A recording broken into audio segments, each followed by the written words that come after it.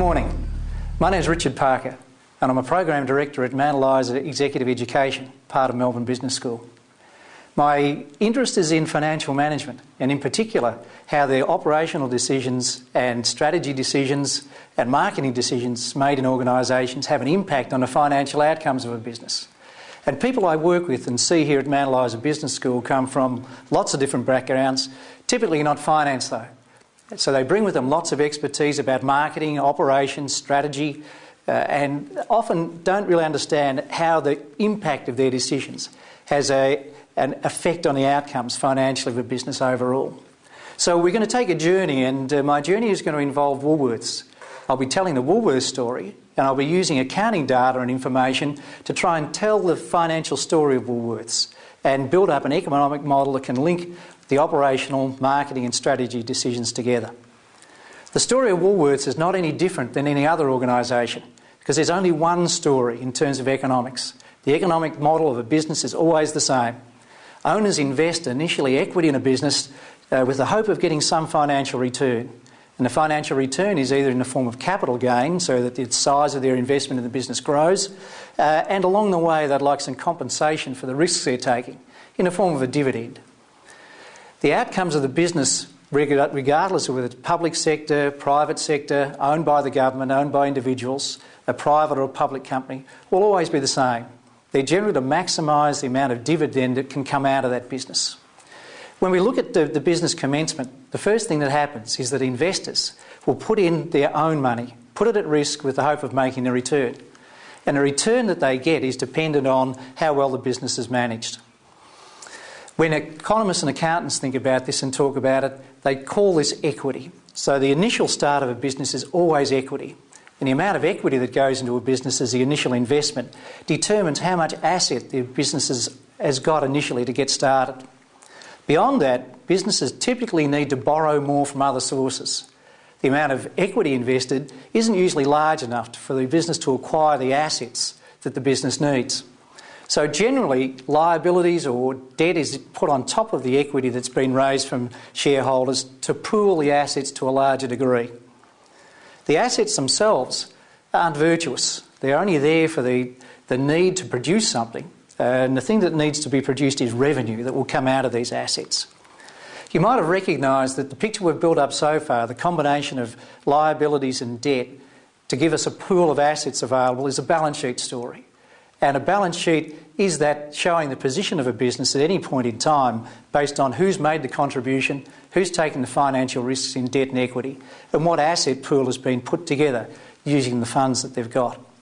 The reason a balance sheet balances is because a business comes into this world with nothing. It has no assets at all, and it's dependent upon the owners to put funds up in order to acquire the assets. And beyond that, other investors and stakeholders, typically debt investors, will also put their funds in to make the asset pool grow larger. Because a business can't produce assets out of nothing, can't produce assets out of thin air, then the amount of asset is entirely dependent upon how much liability and how much equity has been raised. So we get this balance between the two things. A balance sheet can never go out of balance because we can't create more assets than what we've got funding sources to provide. And that's the balance sheet story. The reason for having assets, and remember assets are at some cost, so there's a cost of having the assets. Our hope is in a business that those assets will grow revenue. And the pool of revenue that comes out of them depends on the operational success of the business, about how it's able to use those assets to attract customers, to get customers to spend money by selling things or providing services or charging commissions and fees. In Woolworths' case, the assets that they have, typically bricks and mortar assets, the stores themselves, the warehouse they've got, the shelves in place, the inventory that they're selling, are all there in order to generate revenue. And if we look at Woolworths, and we'll be putting some numbers in a little while, we'll see that from a relatively small pool of assets, they generate a very large amount of revenue. The revenue is the first step on the way to profits. And profit is what we hope to get in a business. The overall economic aim is to drive profits out of it. The profits will come out of revenue only if the revenue exceeds the expenses. And on our model, we can see that the larger the expense pool, the bigger the claims against revenue, the smaller the profit that comes out the bottom. Profit's not the end of the story in the model. Profit is belongs to the owners. So in our model we can depict the profits as either being paid out as dividends, which means it exits the system and goes into the hands of the owners, or gets ploughed back into the business as a reinvestment. And the amount of plough back, the amount of dividend, is one of the financial decisions that has to be made within a business. And I'll talk more about dividends a little bit later. If we were to put some Woolworths numbers into our model, we'd see that in 2007, Woolworths had an investment of equity of $5,517 million. So of this $5.5 billion, it's all at risk. It's investors' money that's gone into Woolworths, and Woolworths management have used it to acquire the assets that they need. On top of that, at the end of 2007, Woolworths have raised another $8.9 billion in debt, or in liability strictly. They're the financial obligations that Woolworths has got to all the stakeholders that have loaned directly or indirectly Woolworths their funds. That pool of liabilities and equity, in total $14 billion, is the total asset pool that Woolworths have got in order to drive revenues out. And in 2007, the amount of revenue that came out of this pool of assets was $42 billion. Now, when you see on the model, I've called that asset turnover. And the asset turnover is the term that we give to the transaction rate, about how much revenue is coming out for each dollar of assets. We could think about it more directly at Woolworths because we know they measure directly things like how much revenue per square metre. So in 2007, their revenue per square metre on average for the whole business of supermarkets was $14,507. So for each square metre of space that they occupy, their asset, they earned revenue of $14.5 thousand per year. And when we see it on a model here, we can see that the metric is 295%. So on average, for every $1 of assets, they drive out $2.95 in revenue in 2007. That's a large pool of revenue. In fact, the scale of the business at Woolworths at $42 billion revenue makes it a large business even in global terms, a very large turnover. The turnover, though, the asset that drives the turnover and the revenue that comes out of it shrinks pretty quickly at Woolworths. Being a retailer, the profit margins are very small. In fact, when you measure them at Woolworths, they're 3%. So the asset turnover is very large at Woolworths. The profit margin is very, very small. And these two levers, we can think of these two measures we've got, asset turnover and profit margin, as being the two levers for driving profits. It's not a matter of profit margin alone. It's not a matter of asset turnover alone. It's a matter of these two levers operating together to produce overall profits. Having produced the profit, the $1,294 million, Woolworths in 2007 paid out 69% of that as an immediate dividend. So they gave $894 million back to their investors and retained $400 million. An accountant would call this retained earnings. And I'm showing it on my model as this is what flows back into the business, the reinvestment in assets for the future. Overall, this gives Woolworths a return on assets of 9%. And the 9% is derived from the asset turnover in combination with the profit margin. We'll talk and understand a little bit more about return on assets later in this presentation. If we could just focus on the left-hand side of this diagram, we're looking at the assets, the liabilities and the equity. And we can see that capital structure, in our model here, 38% of all the capital derived and raised has come from equity.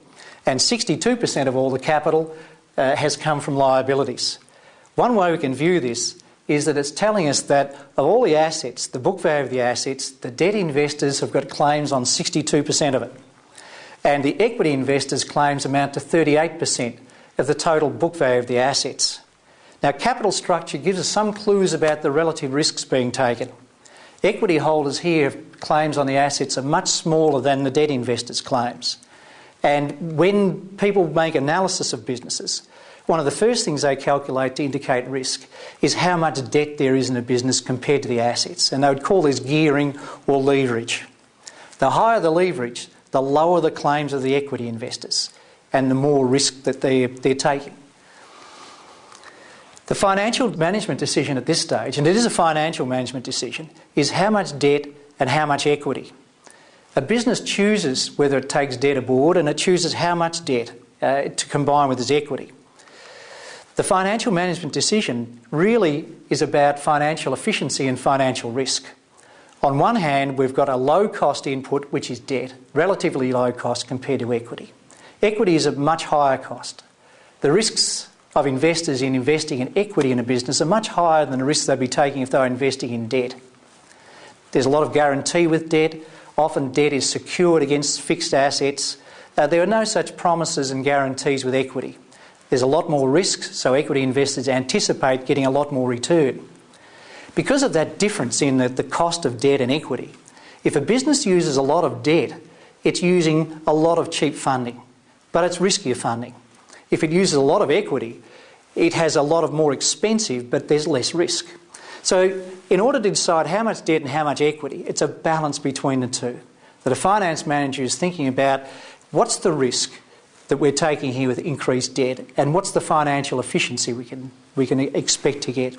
So debt and equity are combined together to try and get the maximum efficiency without the financial risk taking over. And we can see on this diagram where we're plotting how much the cost of debt in a business compared to the cost of equity as the amount of debt increases.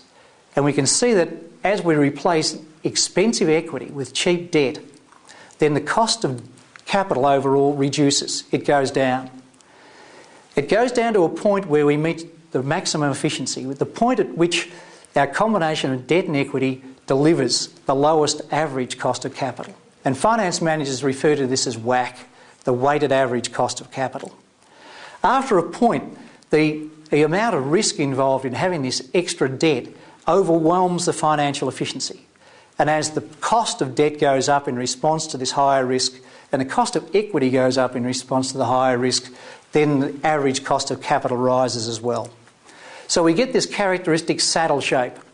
And the saddle shape shows us that there is a bottom to it, that there's a spot where the combination of debt and equity is such that we minimise the average cost. And this is the financial management decision of how much debt and equity you use. We might not know exactly where that spot is, but we know that there is a place where we can combine the right amount of debt and equity together to give this lowest cost of capital. Now, this is a fairly sound and solid idea in financial management. In fact, the two people that came up with analysis of this notion, Modigliani and Miller, were rewarded with a Nobel Prize for understanding, first of all, and explaining this concept of how debt and equity can relate to the value of a business via the cost of capital. And the assumptions of their model, which were there are no taxes, there's perfect information, and there's efficient financial markets, debt and equity is irrelevant. But in a real world where taxes are a reality, where financial information is asymmetrical, and we have close to perfect efficiency in markets but not total, then it does matter. So capital structure becomes important to a business, that there is an effect and there is a point where we can maximise the value of a business and minimise the cost of capital by using capital structure. The next management decision we need to look at is an operation one, and which assets to acquire. Having raised the capital, this capital will be used on asset acquisition, and which assets to acquire in order to get the maximum benefit is what has to be considered. And this is an operational decision. If I can put this model up, we're showing here that a business can acquire an asset, and in acquiring the asset, the initial cash flow is negative. That in order to buy the asset, cash flows out of the business. It hopes that by cost savings and by revenue raising, a combination of those two, there will be a return or cost saving each year from using the asset. And I'm depicting those in the model as things above the line. So we have negative cash flows below the line of the acquisition cost, and we compare to that what are the returns or savings year by year for using the asset. So I'm imagining here we've got an asset that we're going to use for 4 years. We pay for it entirely with cash flows in the first year. In the 4 subsequent years, it produces cash flows or it saves us cash flows because it's a type of asset that is cost reducing. The cash flows we get back in total need to more than offset the cash that we've spent in order to acquire the asset. But because there's a time delay between spending and receiving the cash back, we have to discount those returns. So what we see on the model of the return for the first year in economic terms is worth less after we discount for the cost of waiting for it. If we've got 2 years of waiting, then the cost of the return that we're getting for the second year is discounted twice. For the third year, 3 times, and for the fourth year, 4 times. It's these discounted returns that are real. So we're spending real dollars at the moment, and we're anticipating getting cash flows back that we can turn into real dollars to compare to it. Now, an economist would look at this and say, what we're concerned with is net present value. When we add all these cash flows together after discounting them, we want to make sure that the assets that we invest in have produce a net positive net present value. If we do that, then we've made the right decision, the right operations decision about which assets to acquire. The next decision we're going to have a look at is how can we maximise operationally, make operational decisions to maximise the amount of revenue that's coming out of those assets. How can we maximise asset turnover on my model? This comes down to 2 things. The amount of revenue that we can earn from our assets depends on how fast we're turning our working capital over. Part of our asset investment is in working capital, particularly in inventory. So in locking up our capital into inventory, we need to turn it back into cash very quickly. And this is the nature of operational turnover. The asset is the inventory. How quickly can we turn it over to produce more cash flows? So if a business turns its inventory over once per year and has 1 profit margin, that's all it gets. If it's able to turn that inventory over twice in a year, then we get 2 profit margins fall out of it in the same period of time. So increasing the speed at which we can turn inventory over is really the heart of asset turnover. And with Woolworths, we can see they're able to do that on average for every dollar of assets. They squeeze $2.95 in revenue out of it in 1 year. The next decision is another operational one. It's how to build superior profit margins.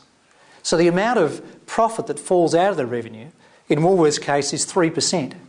Now 3% is a very low number when you think about it. It means that they have a customer, they encourage and entice a customer to spend $1, and Woolworths ends up with a net gain, an economic gain of 3 cents from that dollar. So it's a very small profit margin. But Woolworths aren't alone. If we have a look at this data, we can see that industry by industry, they're faced with different profit margins that are available. So retailers, as you can see here, typically, on average, earn 3.5% profit margin. So on average for a retailer, they sell a product worth $1, they get 3.5 cents back as a profit return. We could compare that to the mining sector. You'll see from this chart that the mining sector averages out at 24 cents profit margin, or 24%. It means that in the mining sector, they earn $1 of revenue, they get 24 cents profit compared to the 3.5 cents of a retailer. Now, this raises a few questions. One question is, why aren't we all in the mining business, where profit margins are 24% compared to 3%? It would seem that it would be much easier to make large profits if we're all mining. Well, we'll come back to that. But the reality is, and we should consider this at the moment, that profit margin is only one of the drivers of total profit. The other is asset turnover. So it's not just the profit margin that dictates total profits for a business. It's a combination of 2 factors. Profit margin is only one of them. The second question we need to consider here is, why is the spread so large? That 24% for mining, 3% for retailers, that's a very large spread. And we've had the economist Michael Porter give us the 5 forces model, which explains to us in a nice tidy way that between industries, the reason why we've got 24% return in mining, 3% in retail, is the interaction of 5 forces. So the relative power between the suppliers, the buyers, substitutes, the ability of substitutes to replace, of customers, and industry competitiveness combine to drive the nature of the industry and the returns that are available. So where the balance of power is strongly with one of those groups, if the suppliers, if the customers, if the buyers, if the industry rivalry is intense, then profit margins will tend to be very low. If the nature of competition is not so intense and the power is with the organisation, the firm producing the product or service, then margins can be large. Between businesses, it's all about what's your relative cost advantage and what's your differentiation advantage. Again, Michael Porter explained this quite elegantly, and we could use an example here from business. And what I'm going to use is Accor Hotels.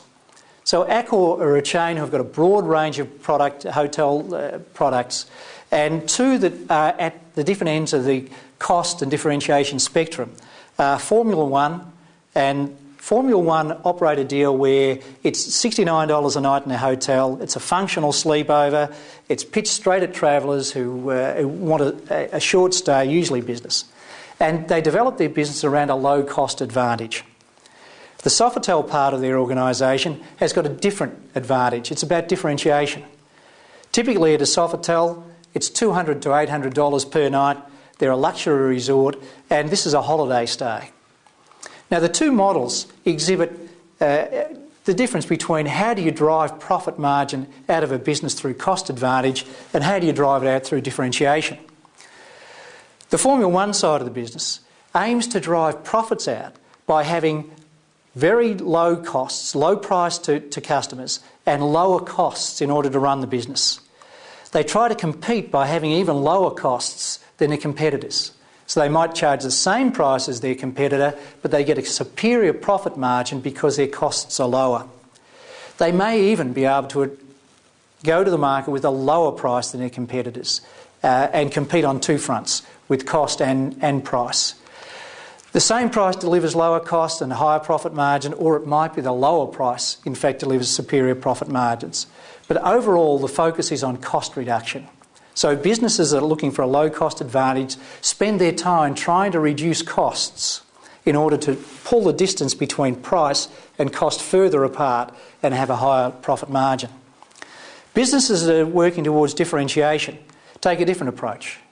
Their approach is that their price can be higher, perhaps can be even higher than their competitors. Their price can be higher because they're offering something different to their competitors, something that customers are willing to pay a higher price in order to get. And when we see this model, the prices are higher, perhaps even the costs are higher than their competitors. But provided they can convince customers that there is something worth paying for because it is differentiated, then their profit margin becomes superior. Overall, the focus here is on profit differentiation. The product needs to be different rather than cost reduction. Those two things are the two levers we've got for profit margin. There either has to be a cost advantage or a product differentiation advantage. I have one more financial decision I'd like to be talking about. This is the decision of how much dividend to be paid. Having earned these profits, investors expect to get it back sometime. But in the organisation we have with companies, it's up to the senior management in an organisation to decide when the dividend's paid and how much. So dividend policy is something that's left to the business to decide. And when we look at businesses, there's a huge range of dividends, range of how much dividend businesses are willing and able to pay out. Famously, we have Microsoft, which has paid one dividend in all its existence on one side of the spectrum, and Cisco, an organisation that's made profits over 15 years and has never to this day paid out a cent of it as dividends. On the other side, we have businesses like Wesfarmers, who typically until 2 years ago paid out 98% of all their profits of dividends in the year that they were earned. So we have some companies that were very generous with dividends, like Wesfarmers, some companies who are very, very tight with dividends, like Microsoft. And we need to just investigate, well, why is this? Why do some businesses pay a lot and why do some businesses pay very little? It's probably worth just spending a little time to think about the rationale of why an investor would want a dividend. When an investor decides to invest in a business by buying a share, they hope to get a share of the future economic gains. The rationale for investing in a particular business is that business can make that investment grow faster than any other alternative the investor has. So they want to put the money into the business, have the business grow it, and then get some return in the future. Now, if we think about this, dividend then becomes an anomaly. That having given the investment funds to the business, why do you want it back again as a form of a dividend? If the idea to invest in the business was so sound, why don't you leave it in the business in order for it to grow even further? Because if the business gives you the dividend, you're left with making a decision yourself. Where do you invest it? And if your decision to invest is to put it back in the business that has just paid you the dividend, then you're going to have transactional costs of stockbroking to buy back in. So it may be that your best economic position is to hope that the business doesn't pay you any dividend at all, that it rolls the money back into the business and the value of your share of the business grows larger than you could if you had the dividend back yourself. This is why Cisco and Microsoft are able to go through year after year of profit making without the need to pay out a dividend. that investors are very happy if Microsoft hold on to it and make it grow, because that'll make the share value of the equity much larger than if the investor had their money back. Other businesses that don't have quite the money-making machinery of a Cisco or Microsoft, investors feel a little uneasy about the money being put back in. So they may have other opportunities to use the dividend. So a company that doesn't have large growth prospects will give back dividends typically to investors at a much higher rate. There's something else we should understand too, which has been more local, that the effective tax policy will be large on dividend policy. And we need to know this in Australia because Australia is one of the few countries in the world that have franking credits, imputation credits on dividends. This means that if the company's paid the 30% corporate tax, then anyone who receives the dividend as a shareholder doesn't pay the first 30%. So given a choice between how to give value back to a shareholder, a company can give it back via a dividend and pass on this great tax advantage. If they hold on to it and as a retained earning and the share price grows by the same amount, it will be taxed at a much higher rate.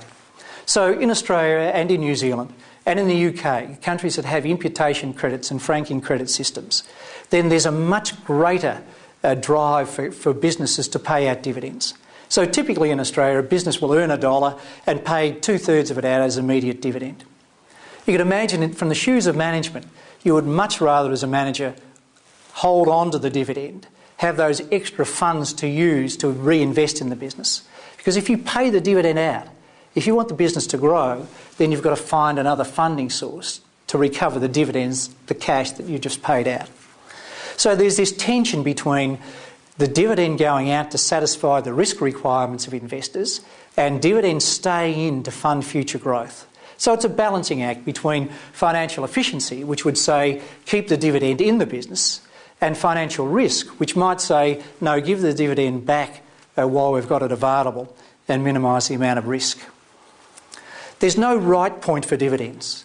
Modigliani and Miller, who postulated that capital structure is irrelevant, and I mentioned them before, also said and proved academically and arithmetically that dividend policy is irrelevant, that you can't make a firm more valuable or less valuable by dividend policy.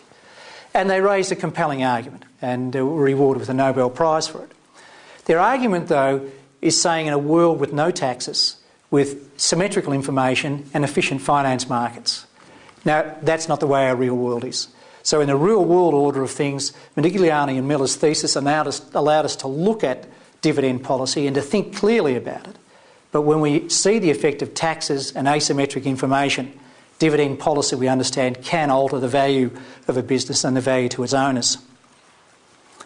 So far, we've built a model to help us understand and turn financial and accounting information into an economic model that can allow us to tell the financial story based on that accounting data. We've also seen how operational, strategy, marketing and finance decisions can have an effect on the economic outcomes of a business. And we've also related a few of the key concepts, the cost of capital, capital structure and dividend policy, back into our model so we can see the effect that they have on creating value for the business. I hope you've enjoyed the lecture and thank you for joining me today.